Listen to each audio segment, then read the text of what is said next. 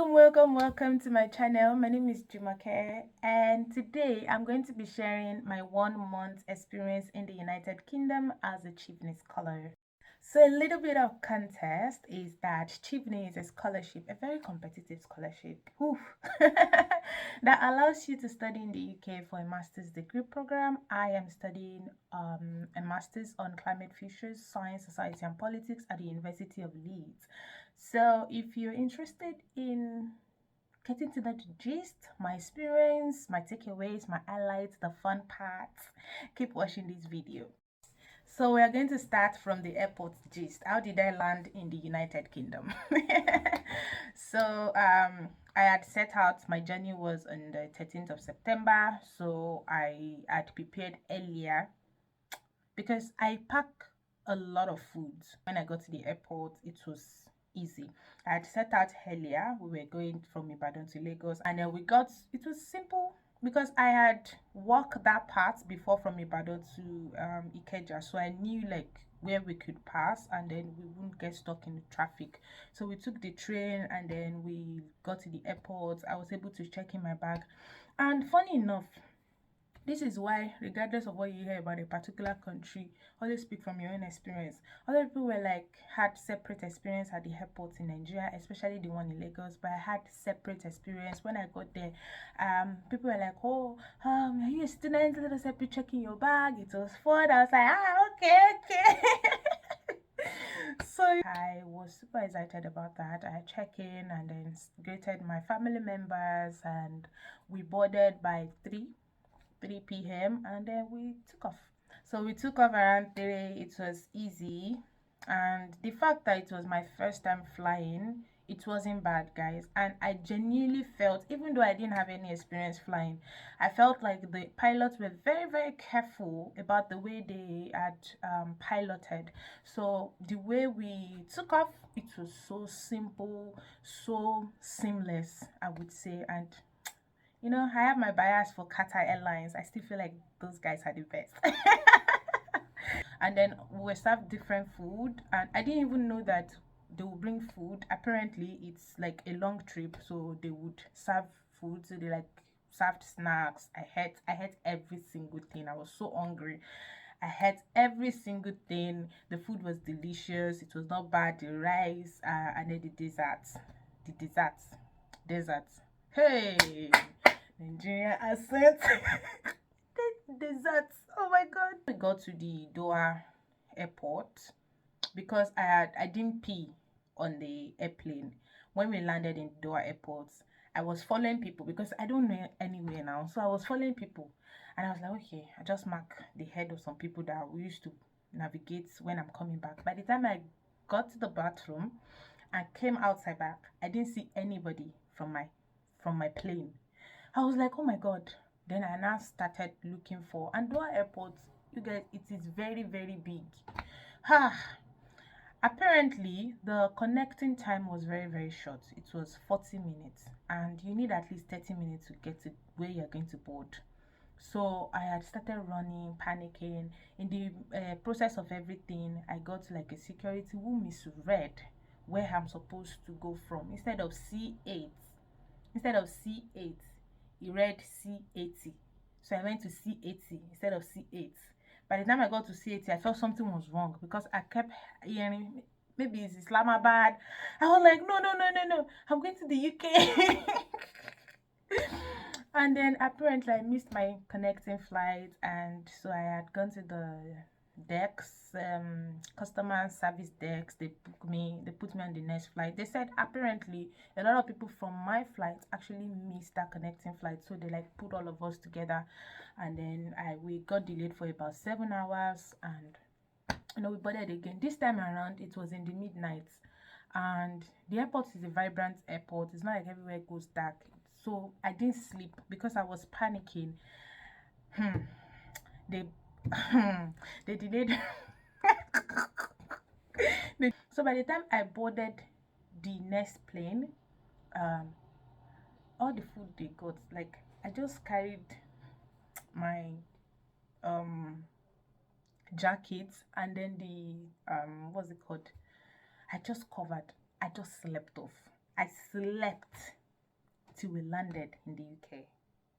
And so, yeah, the experience was not really bad. But because I missed that connecting flight, the pickup time for my school had to change. So, but in the end, it went well. I got connected to my school. It was really fun. And I had landed in the Manchester airport. And from Manchester, I felt, oh, why are people like talking? Why are people are saying that the UK is cold? I landed in Manchester airport. Nothing is cold. Everything. I'm gallant. I'm good. I didn't have a lot of clothing on. I just had my traditional clothing, and I was good. You know, by the time we landed in Leeds, I was shivering. Actually, everybody was shivering. I was shivering to the extent that they had to put me in an office for me to get warm before they could book an Uber for me to go home. And I felt really bad because everybody had left. I kept delaying them because I could not come out. I was cold. I could not come out. I was shivering like so when everything was calm, they put me on a Uber. I came to my apartment. It was really, really cool, vibrant. It was the way I saw it online, so it was cool. And to today, I still don't regret choosing this apartment. I think it's amazing. It is also neat, and I'm lucky enough to have amazing flatmates. So settling in wasn't that bad after all, guys. But because I was super, super cold, I had arrived on a Sunday and immediately connected with an Ugandan sister who was also cold. So we had gone shopping for different things and bought like clothing and then food, milk, different things that we need to get by because the cold was really, really intense. And yeah, just like I was saying about my flatmate, I have amazing flatmate, guys, and I have this Chinese flatmate who recently gave, and this is just one of the few gifts I had gotten from my flatmates so far. I don't want to leave this place again, and it's so amazing when you meet people who just, regardless of your background, cherishes you, treats you like human. It's absolutely beautiful. And also the food, they're always feeding me with food. Chinese food, Asian food, Vietnamese food. I've had amazing time settling in, the cute gifts. The experience, just like I've said, was very different for me. I don't know if I would say luck, but settling in has been very good. Meeting new people, amazing. And even my experience at the airport, amazing. Everything is settling in. See the experience with the student team who came to pick us up at the airport, ensuring that we were settled in. Everything have been amazing. A little bit on the shopping side is that I normally go for um, thrift, sustainability inclined items. So when I landed, I used my phone to kind of like pop up some thrift stores around us, and then we went shopping for thrift. So it was at the end of the first week, I haven't even spent 0.5% of the money I had in my hand because I was shopping for under £1 item is 0.90 pence. And then me and my Ugandan friend had like a policy then, like, Jimmy, we're not shopping for anything that is above £1, okay? So because of that, we had gone to thrift stores. It was really, really easy to buy items that you need at low prices. So if you're coming in as a master student or someone international student, it might be helpful to look into thrift are not bad, also because I'm a sustainability actor, so sorry. So in terms of the food, and this is also different for me because um a local girl in quotes, and all the food I've had in my entire life had been fresh food from Nigeria. Fresh food, fresh meat, fresh vegetables, fresh pepper, from the farm to the plate, literally kind of food. So when I had arrived here, I had struggled adjusting my palate. So thank God I brought food because I had cooked my food. I had cooked my Nigerian dishes and then just put them in the fridge. And so it was one of the things I struggled with was like the taste of meat, the taste of food is just very, very different. Even rice, even beef, chicken, everything was really different. And these days, I'm actually quite adjusting well. Like, even when I went to the butcher's place to get meat, I still felt like something is going, like, I don't understand, it doesn't taste like home, but that is the essence of traveling, for you to now value all those things that you've had at home. So this is me saying I miss Nigeria. Ah, oh my god, the food, absolutely amazing. Orientation week in school was not bad. In fact, the reason I felt like it was not bad was because I was winning gifts. And the fact that I was losing and I was still winning. So in the orientation week, there are a lot of brands that came around, um, to give free things, free food, beauty products, and I was just winning. I was just winning. So it was really fun for me. Like when I like wake up, um and then think of the orientation day, I'm thinking the gift I will win. And then the for my course, the orientation week was packed, but it was really fun. You can tell that this course is well structured. They mean well for people who go through this course. We had like hangouts with our faculty. We were introduced to like a lot of support system available within the course, like academic well-being. In fact, to my surprise, like I've always thought that when you start masters, you just have to learn a lot of things by yourself. Like there was this one, where we were being taught academic writing, and I felt like it was really, really helpful. Like most I've been out of the academic space for like a long time now. Like I wouldn't even remember how to paraphrase all those things, and it was very helpful for like all those things, all those orientations will help us like bring all those things together. So yeah, the orientation week was packed, but it was fun. It was fun, and the teaching classes has been fun. My class is also small, so there's personalized experience for you. Like you, it's not like other courses that have like 50, 80 people in class.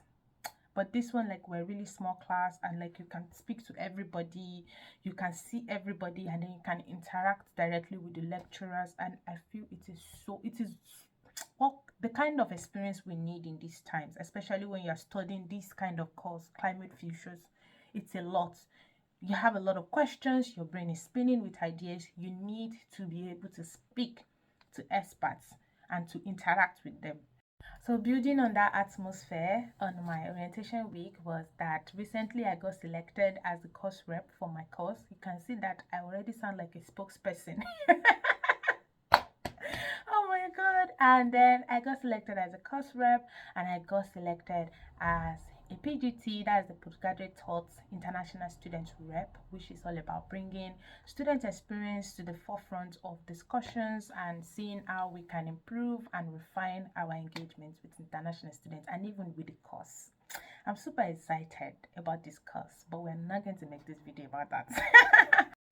And the diversity of the United Kingdom, absolutely amazing. It's it's in my school, like I can walk throughout a week, I can see like 5 Nigerians, and I'm not saying Africans. Like, so the diversity is top notch. In my class, we have people from Asia, we have people from Africa, we have like a classmate from Papua New Guinea, and I've never met anybody from Papua New Guinea before. So it's amazing. The diversity is top notch, and I feel like it creates that atmosphere where you definitely feel like you're not alone, which is brilliant for this kind of contest, this kind of world that we're living in. Now to the culture shock, because I know this is one area that people love to talk about. But the culture shock, number one culture shock, was not really culture shock because I have worked in international settings before, but this idea of first name, like, regardless of it, I still put doctor. They're like, oh, it's just Susie. My dear. Someone, we do like a PhD in Nigeria, and even if you don't know that they are done with their PhD, or if you didn't know they did PhD in the first place, if you call them by their name, the very first thing you're hearing, oh sorry, it's Dr. Jumoke now. Duh, because it's not easy. So put that doctor. That it was like a culture shock for me. Like, how do you guys go through this whole doctorate, postdoctorate, and you still want to maintain your first name? In my country, I seen like different acronym that you don't even know what they mean. You're doing like PhD, MLFF, SDP, MIM, and you have to put everything together and call them because it's respect. Don't be disrespectful. Oh, the second culture shock is what people think is spicy here. Tastes like tomato in my mouth. And this is a very personal experience because some people don't like spicy food. So talk about Vietnamese restaurants, Indian restaurants, Chinese restaurants, Korean restaurants, South Korean restaurants, different restaurants, even the British restaurant. I had gone to all these restaurants and ordered the most spicy thing on the menu, and it will still taste like tomato in my tongue. I'm like, my God, where are all the spicy food? And then they kind of like, even for the spicy sauce, they kind of had like a lot of maybe lime or vinegar. It's just like not spicy and sweet. Why can't it be spicy and sweet? Why is it spicy and tangy or sour? Because I'm like, why is it sour? But the idea is that the food was not spicy. And till date, I'm still looking for the most spicy food spot that I can go and then eat and then break record. Because at this rate, I have to now start praising myself that I have a good palate that can handle spicy food, which is a good thing, very, very rare in this kind of world we're living in. So my shoulder pad should be like this. One major culture shock for me is that card payment thing. You can have your card. So one time I was trying to take my card out of my bag and I mistakenly just like swiped it across the machine and I was like, payment confirmed. In Nigeria, if you don't have my PIN to my ATM, it's very, very rare for you to be able to withdraw money from my ATM. So like when you lose your ATM, you still have time to go and block your ATM. But here, you have your card, swipe, even your phone, you can swipe, swipe it. The digital culture was something that took me a lot of times to adjust to. Self checkouts when you go to supermarket, when you're buying, self checkout feature, they have everything automated.